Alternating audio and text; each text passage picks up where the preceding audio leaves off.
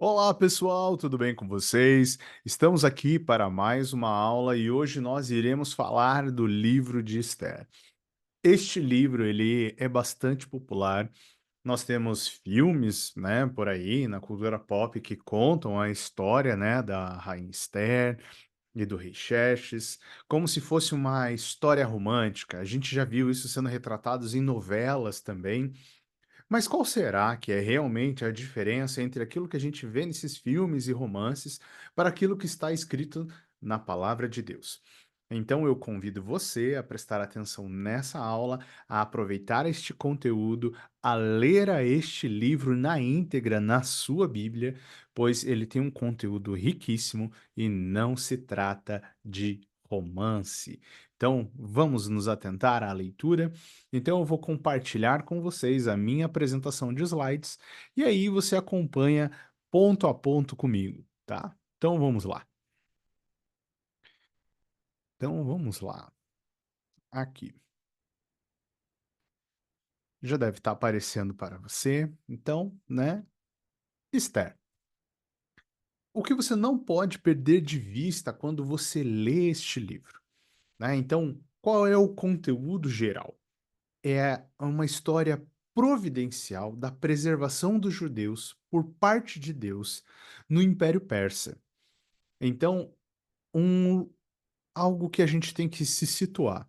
Aqui, essa história, né, então a cobertura histórica dela, ela vai se passar dentro do período do ca em que o povo ainda era cativo, ou seja, essa história ela é anterior aos registros de Esdras e Neemias, ou seja, quando o pessoal tem o êxodo da Babilônia, né. Então o que acontece? Se trata de uma comunidade judaica, de uma história específica, e o maior destaque é o cuidado providencial de Deus para com os judeus em um contexto de perseguição a eles. E também, né, aí vai se explicar muito do como o porquê que surgiu essa celebração chamada Purim. Então, só para você localizar bem na tua mente, tá? Então aqui, esta história se trata de uma comunidade judaica no período em que os judeus eram cativos na Babilônia, tá? Então não esqueça desse detalhe, porque esse detalhe ele é muito importante, tá? Pois muito bem, nessa história nós teremos alguns personagens principais. Então, é uma história que a gente poderia dizer assim que o autor dessa história amarrou ela tão bem amarrado, que ela é realmente assim uma história que você consegue ilustrar ela muito bem. Os personagens são muito, marcantes, as cenas, elas são bem sequenciadas, é como se o roteiro fosse literalmente assim, ó, perfeito para um filme, perfeito para uma novela.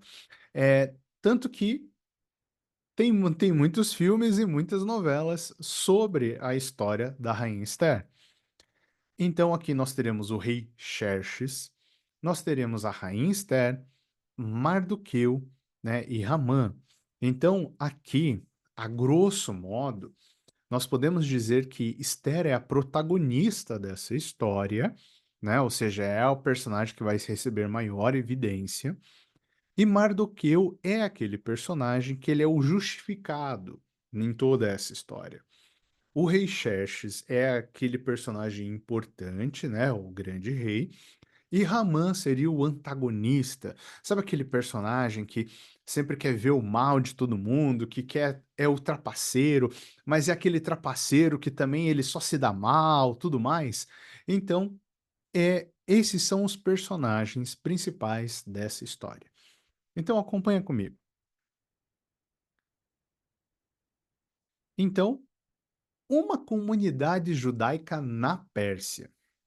A história começa no complexo do Palácio de Suzã, onde Xerxes oferece um grande banquete estatal, como amostra de sua riqueza e esplendor, enquanto Rainha Vashti oferece um banquete às mulheres. A recusa em ser também colocada à mostra, leva à sua deposição, o que estabelece o cenário para Esther. Aqui, vamos desenhar melhor esse cenário. Então, aqui a gente já pode começar a desconstruir um pouquinho aquela ideia de que o rei Xerxes seria um cara super apaixonante para Esther. Então, veja só, ele é um rei bastante dado ao vinho, à festa, à bagunça, é embriagado.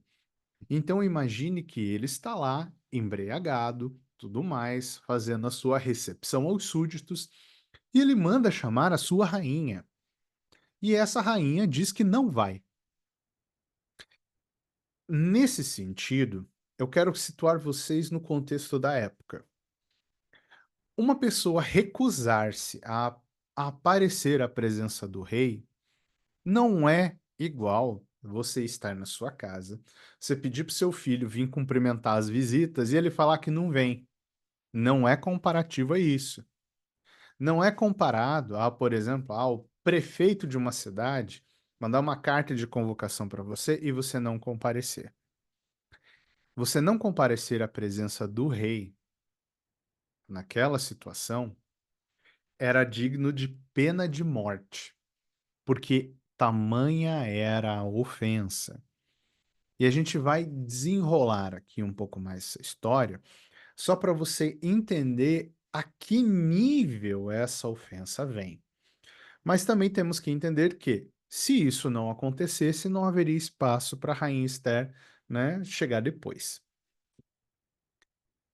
Bom, rainha Vasti afronta o rei. Ao sétimo dia, quando o rei Xerxes já estava alegre por causa do vinho, ordenou que os 7 oficiais que o serviam, Meumã, Bistã, Harbonã, Bitba, Abagdá, Zetar e Cargas, Carcas, trouxessem a sua presença à rainha Vashti, usando a coroa real para mostrar sua beleza aos súditos e aos nobres, pois ela era muito bonita. Quando, porém, os oficiais transmitiram a ordem do rei a Vashti, esta se recusou a ir, de modo que o rei ficou furioso e indignado. Então veja, aqui a rainha, ela é colocada, ela é tratada como um objeto realmente, né? Ou seja, o rei queria exibir a sua rainha com a coroa e tudo mais. Ou seja, ele queria causar uma boa impressão. Por isso, se for do agrado do rei, que emita um decreto real e que seja escrito na lei da Pérsia e da Média que não se pode revogar, determinando que Vashti nunca mais compareça à presença do rei Xerxes. Então, por conta dessa afronta, ela é proibida de comparecer à presença dele. Também deu o rei a sua posição de rainha a outra que seja melhor do que ela. Assim, quando o decreto real for proclamado por todo o seu imenso domínio, todas as mulheres respeitarão seus maridos, do mais rico ao mais pobre. Só um adendo a essa última frase. Todas as mulheres respeitarão seus maridos, do mais rico ao mais pobre. O rei, ele é um modelo moral. Então, se a rainha afronta o rei, né? Ou seja, se o rei, que é o homem mais poderoso, é afrontado por sua mulher, qualquer homem de qualquer casa, porque não é mais importante do que o rei, poderia ser afrontado também. Então, essa é uma grande parte da extensão do tamanho da afronta. Parece uma coisinha pouca, né? Mas a rainha Vashti aqui, no que ela afronta o rei, ela causa uma certa repercussão, né? Ou seja, a gente vê um rei ali que estava desmoralizado praticamente. Mardoqueu e Esther. Então, entra em cena o herói e a heroína. As ações de Mardoqueu e Esther a respeito não deixam de expor suas falhas éticas, Mas tanto a beleza de Esther quanto o silêncio em relação às suas origens são cruciais para que a história desenrole a seguir. Observe como essa primeira sessão termina com um banquete. Dessa vez, honra a Esther, mas especialmente como uma maneira de exibir sua nova rainha. Então veja só, a questão aqui, Mardoqueu e Esther, para começarem, digamos, a desenrolar essa história, eles precisaram, digamos, esconder as suas origens. Então são heróis que têm uma certa falha de caráter, mas nem de perto são pessoas más, são pessoas ruins, né? Então, ele é como se eles fossem, por exemplo, pessoas de bom caráter, mas que têm uma falha ou outra, né? Como a maior parte das pessoas. A coroação de Esther, né? Então, Mardoqueu tinha uma prima chamada Radassa, que havia sido criada por ele, por não ter pai nem mãe. Essa moça também conhecida como Esther, então primeiramente Esther se chamava Radassa, era atraente e muito bonita, e Mardoqueu a havia tomado como filha quando o pai e a mãe dela adoeceram. Então, no caso, Mardoqueu é primo de Esther, um primo mais velho, mas é primo, né? Esther não tinha revelado a que povo pertencia, nem a origem de sua família, pois Mardoqueu havia proibido de fazê-lo. Ora, o rei gostou mais de Esther do que de qualquer outra mulher, e ela foi favorecida por ele, e ele ganhou sua aprovação, mais do que qualquer outra das virgens. Então ele colocou uma coroa real e tornou a rainha no lugar da rainha Vashti. Então, gente, eu quero só retomar aqui uma ideia para vocês terem uma boa imagem mental disso. Então a rainha Vashti ofendeu o rei com aquela situação, então logo o rei arranjou uma maneira de substituí-la. Então praticamente ele fez um concurso de beleza, né? Ou seja, mandou trazer as mulheres mais bonitas e Esther caiu nas graças do rei, né? Basicamente numa trocada de olhar. Então, aqui a grande questão é que em alguns filmes, tal, tudo mais, esse desenrolar é hiper romântico, né? Como se fosse uma cena super glamurosa, tal. Mas não, o rei Xerxes olhou para ela e falou assim: essa mulher é extremamente linda, quero ela. Ponto. Agora vejam só, no capítulo 2, né, ali do versículo 21 ao 23, Mardoqueu ele descobre uma conspiração contra o rei. Um dia, quando Mardoqueu estava sentado junto à porta do palácio real, Bitã e Teres, dois oficiais do rei que guardavam a entrada, estavam indignados e conspiravam para assassinar o rei. Mardoqueu, porém, descobriu o plano e contou a rainha Esther, que, por sua vez, passou a informação ao rei em nome de Mardoqueu. Depois de investigada a informação e descobrindo-se que era verdade, os dois funcionários foram enforcados. Tudo isso foi escrito nos registros históricos na presença do rei. Tem um detalhe bem importante. Nós sabemos que o nosso autor tem acesso aos registros históricos do rei, né? Então, eu gostaria que você também refletisse sobre o seguinte: será que era qualquer pessoa, principalmente nessa época, que tinha acesso aos registros históricos? Com certeza não, porque naquele tempo não era como hoje, né? Que nós temos uma biblioteca pública, né? Nós temos a internet que a gente consegue pegar qualquer tipo de documento e ler, né? Naquela época não, provavelmente ficava muito bem guardado e muito bem protegido esses registros históricos. No capítulo 3, aqui começa a surgir, né, então, o antagonista dessa história, né, que é Ramã. Quando Ramã viu que Mardoqueu não se curvava nem se prostrava, ele ficava muito irado. Contudo, sabendo quem era o povo de Mardoqueu, achou que não bastava matá-lo. Em vez disso, Ramã procurou uma forma de exterminar todos os judeus, o povo de Mardoqueu e em todo o império de Xerxes.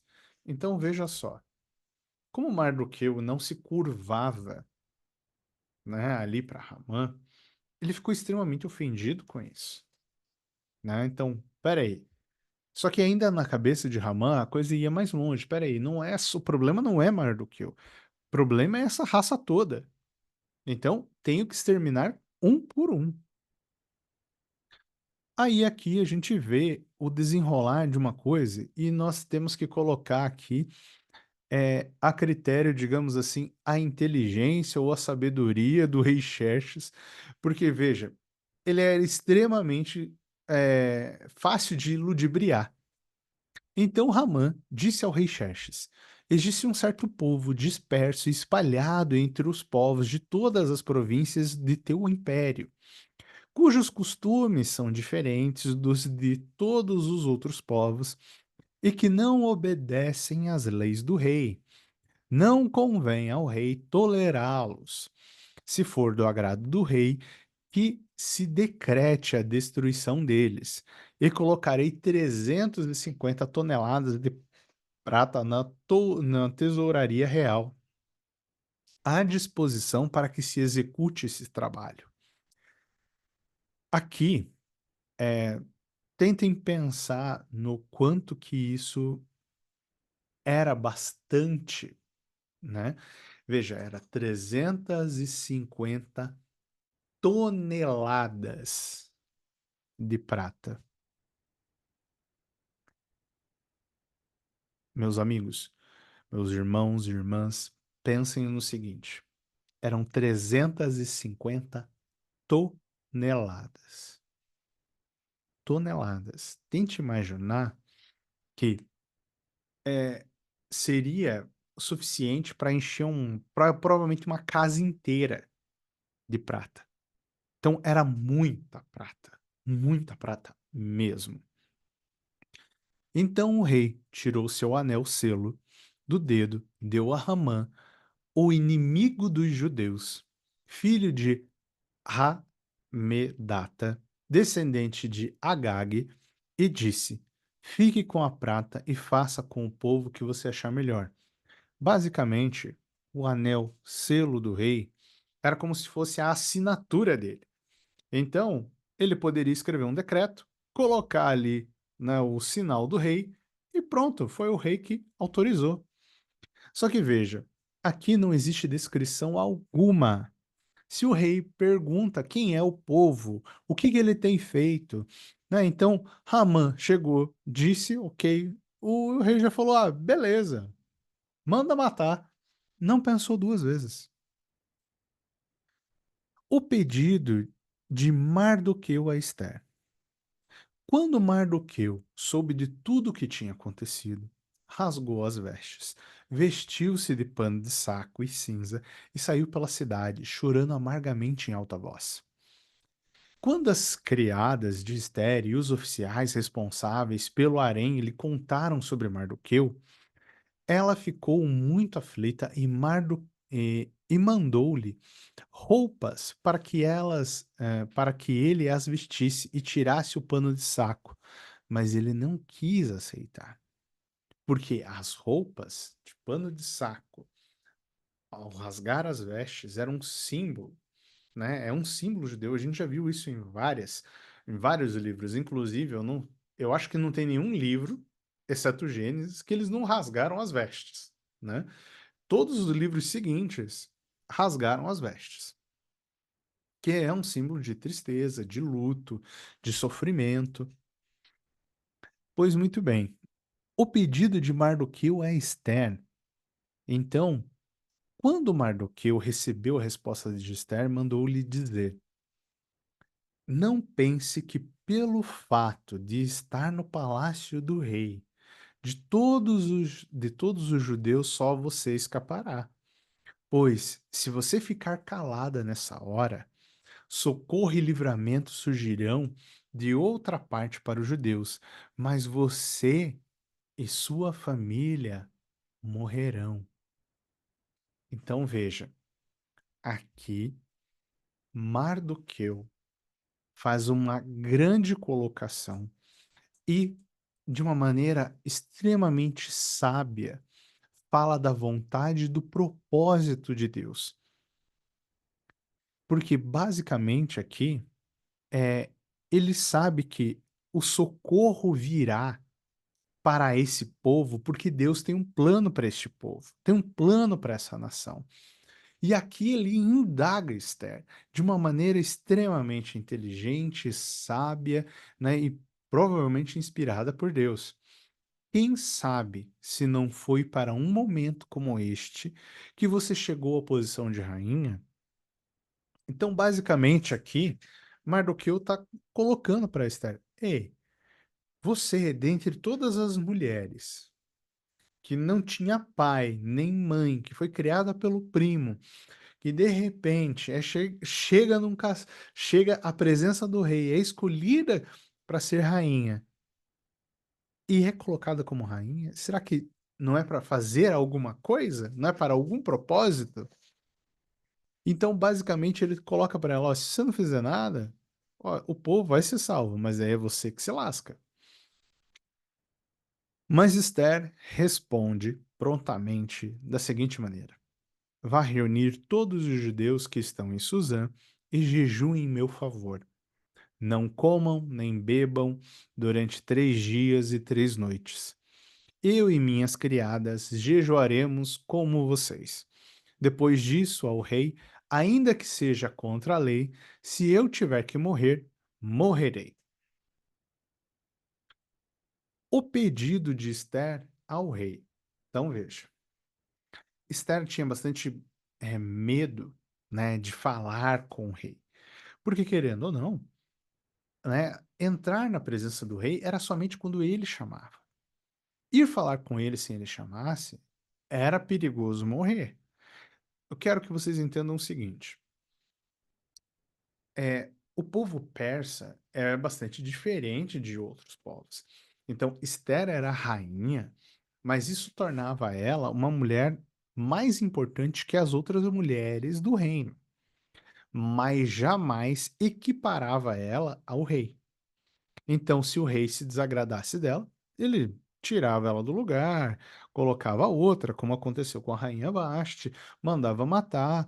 Então, ela tinha que ser muito cautelosa. Qualquer palavra, qualquer vírgula fora do contexto, ela poderia morrer. Então, esse aqui é mais um ponto que é para você tirar aquela ideia hiperromântica da cabeça, né? Porque se ele fosse, digamos assim, tão maravilhoso, tão bacana, tipo, o Stern não teria esse medo. Tipo, não, peraí, meu maridão, vou entrar ali e vou falar com ele. Mas não é assim que funciona. Este é o meu pedido e meu desejo. Se o rei tem consideração por mim, e se lhe agrada atender e conceder o meu pedido, que o rei e Ramã venham amanhã ao banquete que lhes prepararei. Então responderei a pergunta do rei, né? Porque o rei praticamente diz assim: olha, o que que você quer? Me pede. Se pedir metade do reino é teu. Mas ela pede este jantar. A ira de Ramã contra Mardoqueu. Naquele dia, Ramã saiu alegre e contente, mas ficou furioso quando viu Mardoqueu que estava junto à porta do palácio real. Não se levantou nem mostrou respeito em sua presença. Ramã vangloriou-se de sua grande riqueza, de seus muitos filhos, e como o rei havia honrado e prometido acima de todos os outros oficiais, né? Então, basicamente, assim, ó, por que ele estava tão feliz? Bom, que ele foi convidado para esse jantar. Mas logo que ele sai, ele, né, tem ali Mardoqueu que não se curva para ele já fica brabo com isso. Então, Zeres, sua mulher, e todos os seus amigos lhe sugeriram: mande fazer uma forca de mais de 20 metros de altura, e logo pela manhã peça ao rei que Mardoqueu seja enforcado nela. Assim você poderá acompanhar o rei ao jantar e alegrar-se. A sugestão agradou Ramã e ele mandou fazer a forca. Então, veja só, né? As outras pessoas ali também, né, dando sugestões extremamente violentas, né? Ou seja, era a própria esposa dele. Ramã é obrigado a honrar Mardoqueu. Então, ali no capítulo 6, nós vamos agora ver esse desenrolar. Naquela noite, né, o rei não conseguia dormir, por isso ordenou que trouxessem o livro das crônicas do seu reinado e que o lessem para ele. E foi lido o registro de que Mardoqueu tinha denunciado Bitã e Teres, dois dos oficiais do rei que guardavam a entrada do palácio, que haviam conspirado para assassinar o rei Xerxes. Tem um detalhe: isso tinha acontecido há basicamente há um mês atrás nessa história. Toda essa história parece que ela ocorre durante um ano, mais ou menos. Então, veja só, fazia muito tempo que a Esther não aparecia na presença do rei, né? Então, aqui o rei já tinha deixado passar essa história. Isso que Mardoqueu tinha feito uma grande justiça. Entrando Ramã, né? Então, de repente, né?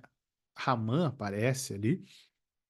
O rei lhe pergunta: o que se deve fazer ao homem que o rei tem prazer de honrar, né?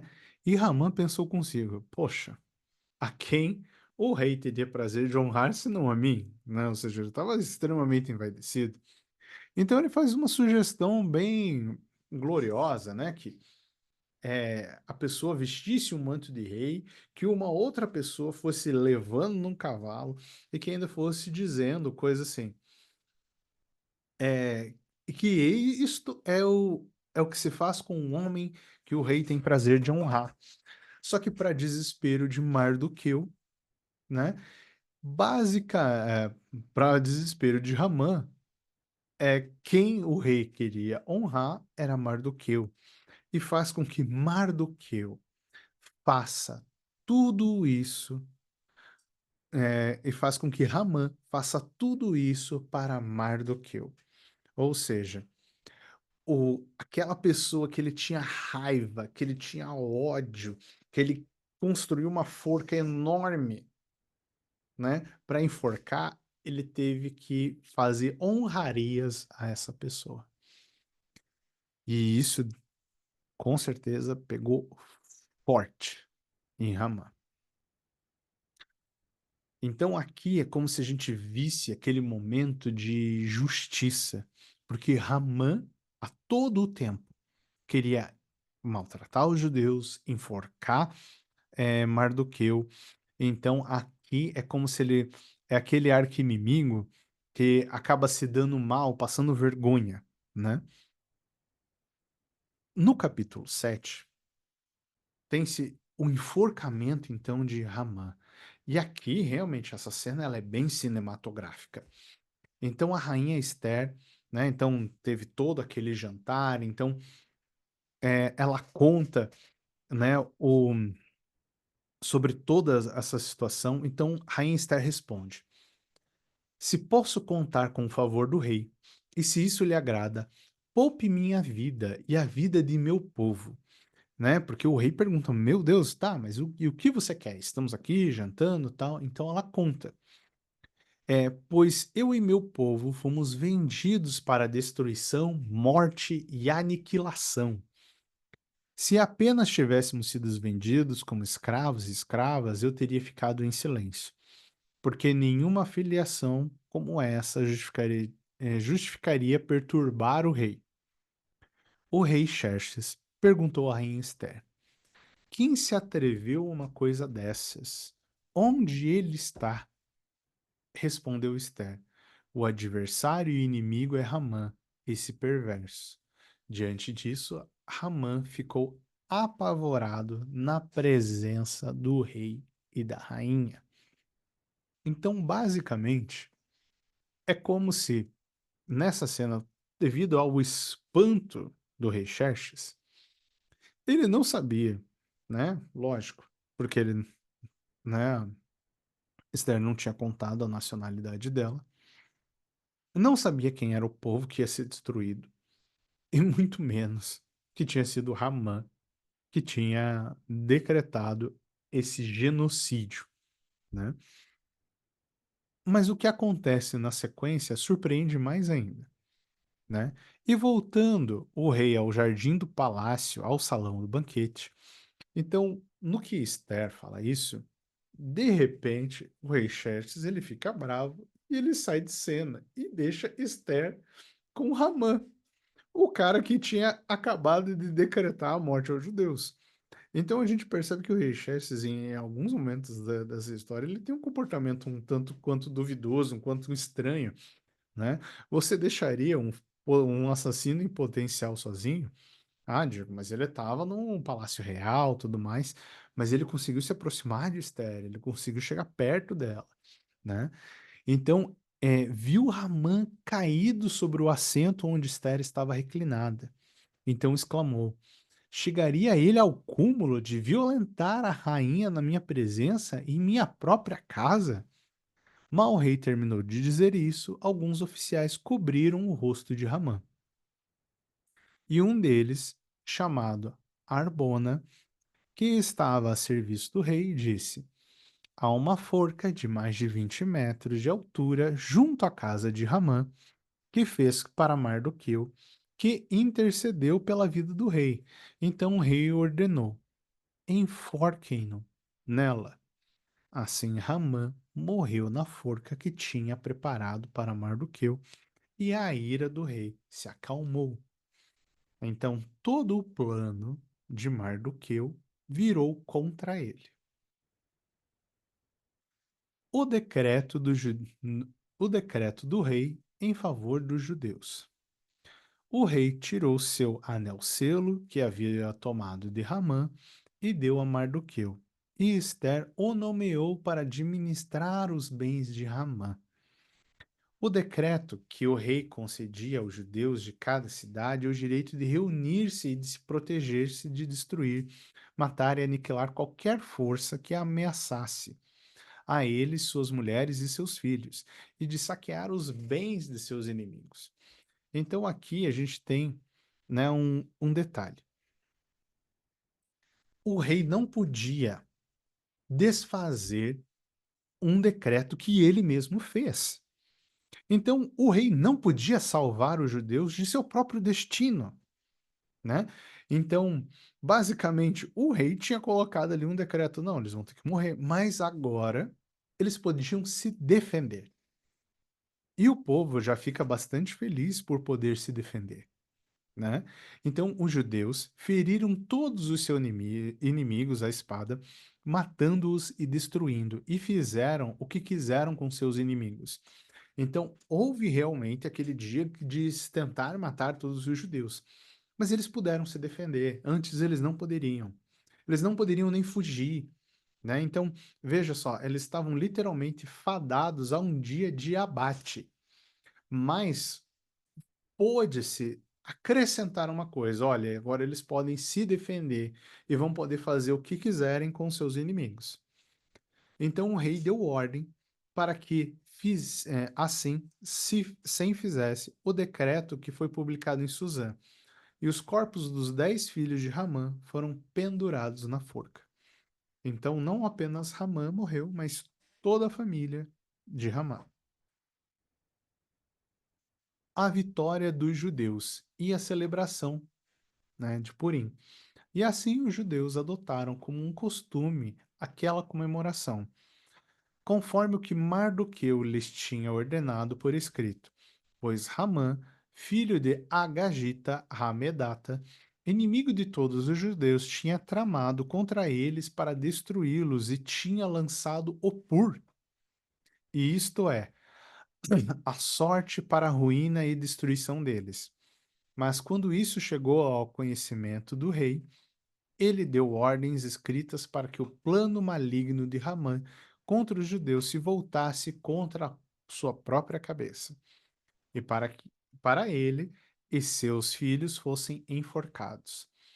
Por isso, aqueles dias foram chamados de Purim, da palavra pur, considerando tudo o que estava escrito nessa carta, o que tinham visto e o que tinha acontecido. os judeus decidiram estabelecer o costume de que eles e os seus descendentes e todos que se tornassem judeus não deixariam de comemorar anualmente esses 2 dias, na forma prescrita e na data certa. E assim termina, né, o livro de Esther, mas veja só, ainda tem aqui um destaque final para a grandeza de Mardoqueu. O rei Xerxes impôs tributos a todo o império, até sobre os distantes das regiões costeiras. Todos os seus atos de força e poder, bem como o relato completo da grandeza de Mardoqueu, a quem o rei dera autoridade, estão registrados nos livros crônicos dos reis da Média e da Pérsia. O judeu Mardoqueu foi o segundo na hierarquia depois do rei Xerxes. Era homem importante que os judeus e foi muito amado por todos os judeus, pois trabalhou para o bem do seu povo e proveu o bem-estar a todos eles. Veja a semelhança, né, e o contraste de Mardoqueu com José. Então veja só, aqui a gente vê que José ficou em segundo em comando no Egito e Mardoqueu em segundo em comando na Pérsia. E aqui, né, nós terminamos, né, o livro de Esther, mas eu gostaria de fazer um último comentário. Veja que nesse livro não é um livro onde acontece alguns momentos de epifania, né, de teofania, aonde Deus aparece e faz milagres e tudo mais, mas a gente vê o cuidado de Deus em diversos momentos. Então, é um livro que se fala muito sobre Deus, mas o nome dele, propriamente dito, é citado pouquíssimas vezes, praticamente é uma ou outra vez. Não fala para orar e para jejuar, né? Mas em nenhum momento se fala assim, nossa, e Deus veio e operou milagres e tudo mais.